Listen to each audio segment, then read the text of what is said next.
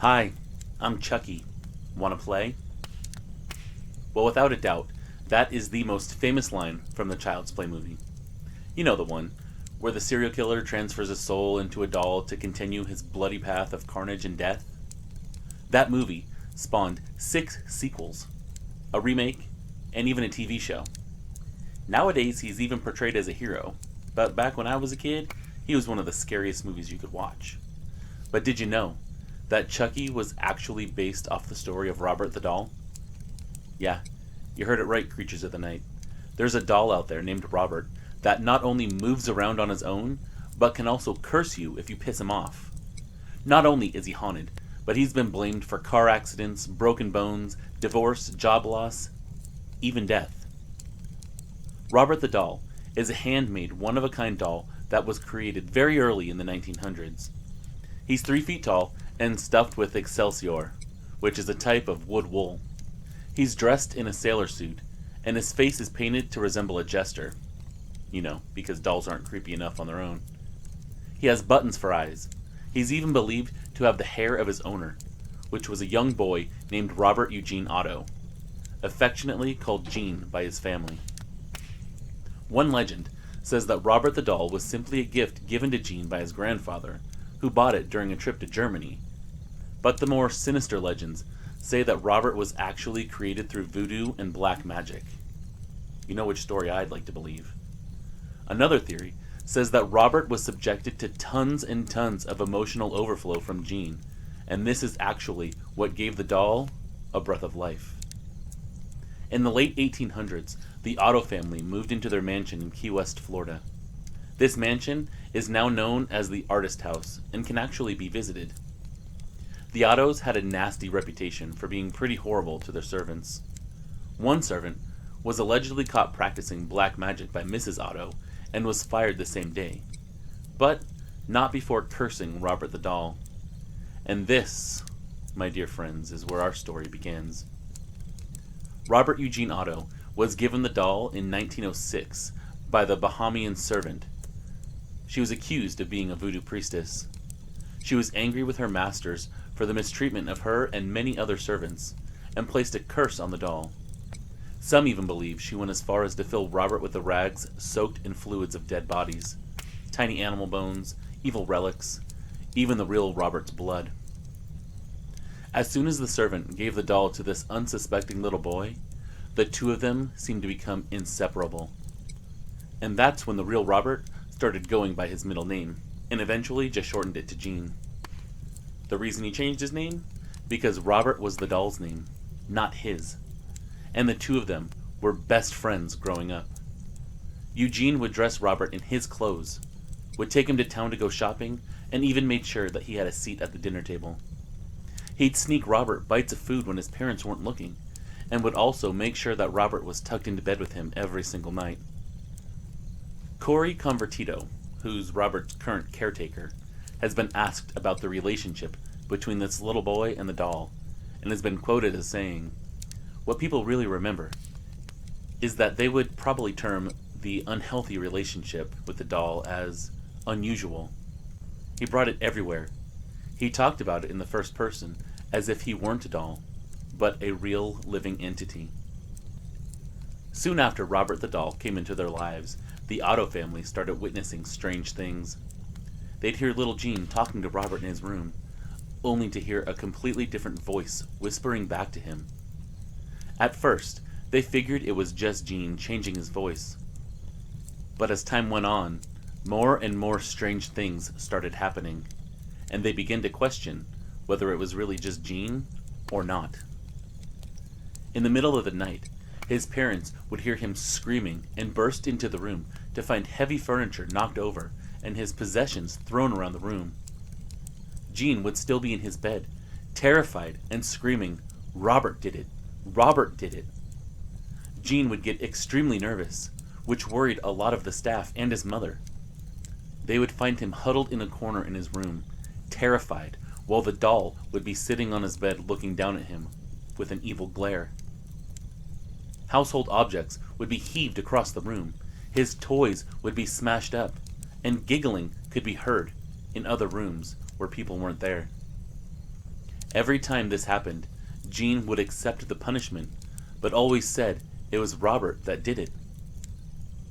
Strange things would happen outside of Jean's room too. Silverware, plates, glasses, they would all fly off the tables. Lamps would fall and shatter. Beds would be unmade in unused rooms, and they'd find clothing torn up.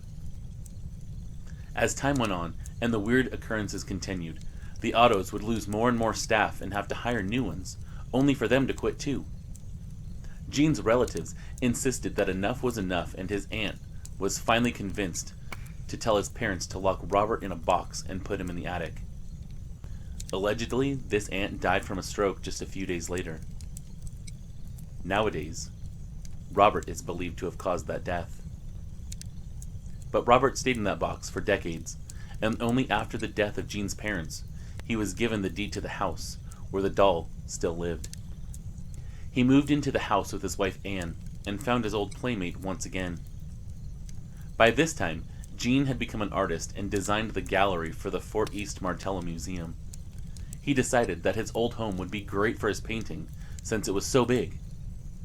Once he and Robert were reunited, they became inseparable again, much to the irritation of his wife.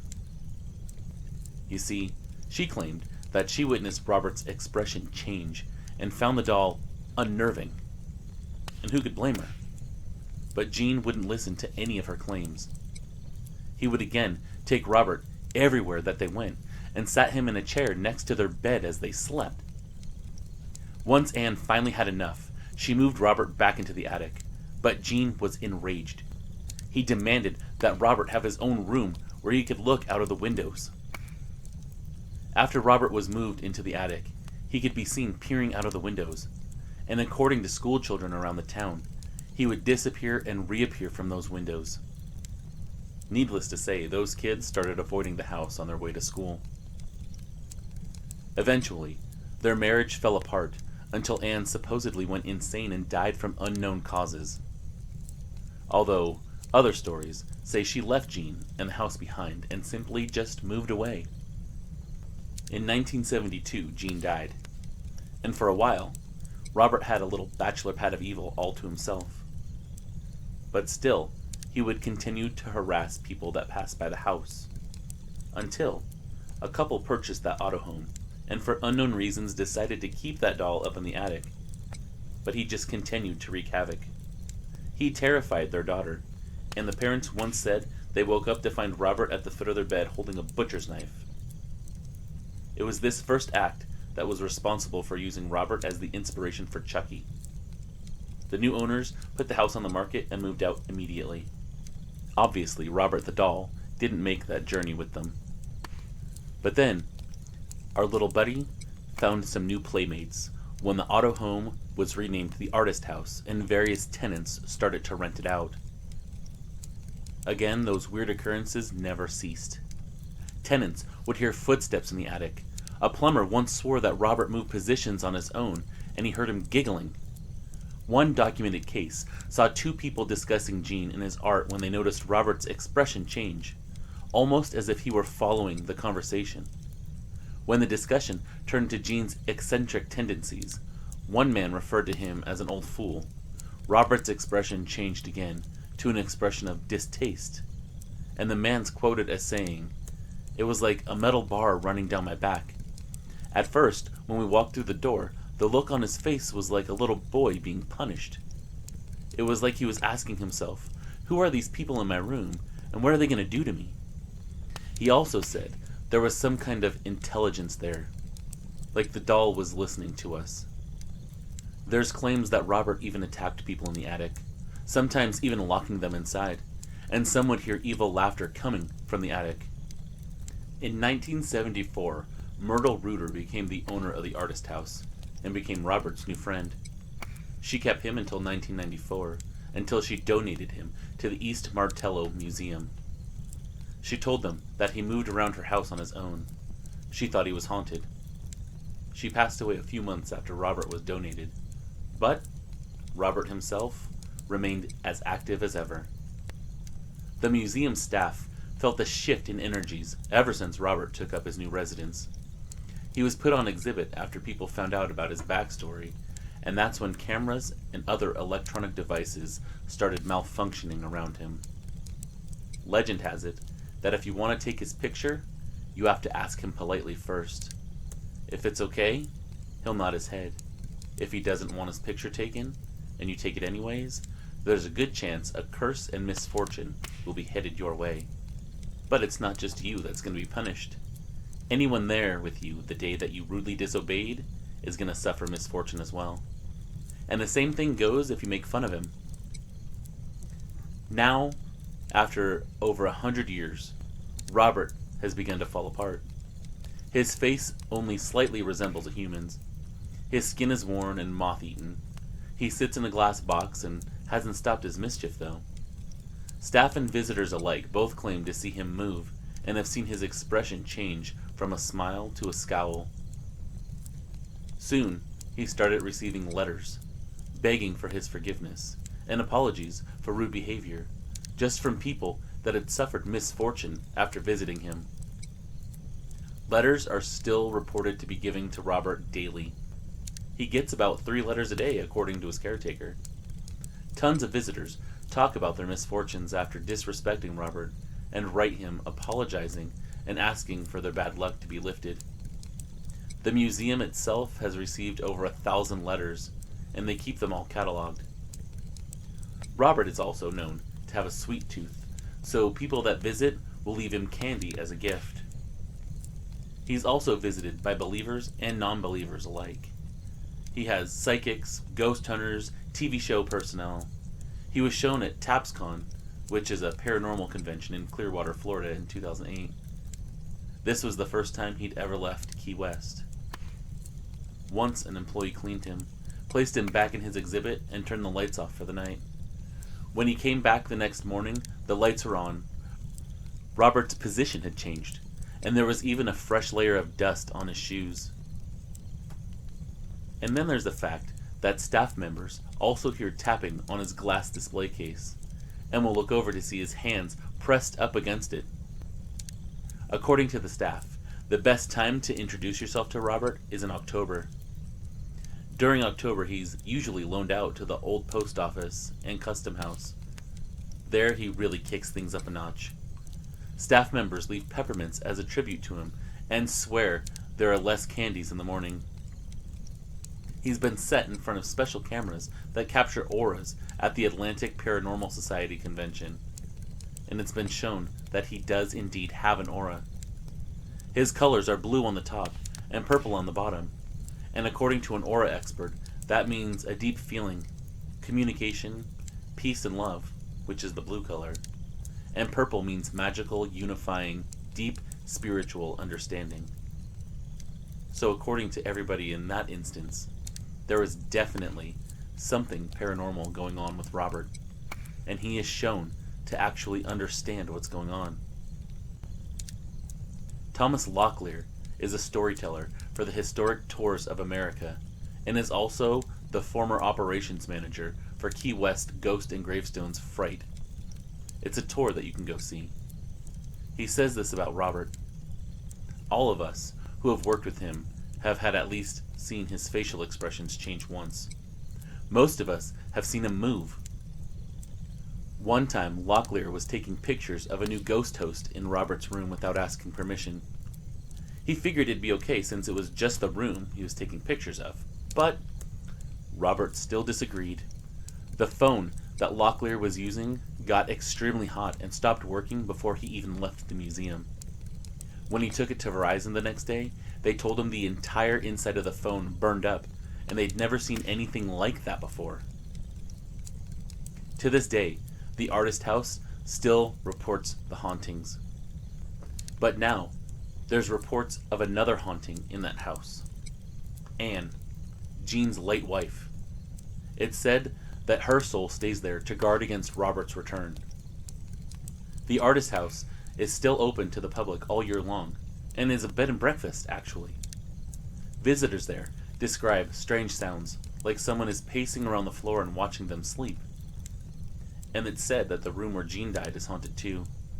A big, greenish-blue orb has been seen moving around the room, tons of times, and lots of paranormal researchers think it's Anne. Once, a psychic that visited Robert said whatever's haunting him is slowly dying, and eventually that energy around him will be gone forever. Like I said, if you look at him now and how worn he is today, it might not be a shock. His painted face is fading, and his hair is actually turning white. But even today, there are kids that claim to encounter Robert watching them, and not even from the museum. They see him from the windows of the attic of the artist house. Could it be possible that the energy that is inside of Robert is merely going home and leaving the doll as an inactive husk at this point? Maybe after all this time, Robert just wants to go home. It's where he was created. It's where he had his most formative years, where his best friend lived and died. Maybe this entity that was attached to the doll found a way to move back into the house that he grew up in. And maybe that's the reason that the spirit of Anne has come back. To drive him out. Maybe drive him away for good. Or drive him back into the doll. Or maybe they're just two lost souls staying in that house looking for some answer of how to get back to wherever it is that spirits go when they're dead. All I know is if you want to visit Robert the doll, or write to him, the doll still resides at the Martello Museum, 3501 South Roosevelt Blvd, Key West, Florida, 33040. But just remember to ask permission if you take a picture. And email me and let me know how it goes. thesupernaturalist13@gmail.com. Or if you want to send him an email, you can type it up and send it to robert@robertthedoll.org. Thanks for tuning in to this paranormal report. I'll catch you on the next one, Creatures of the Night. And remember, don't miss your chance to scream.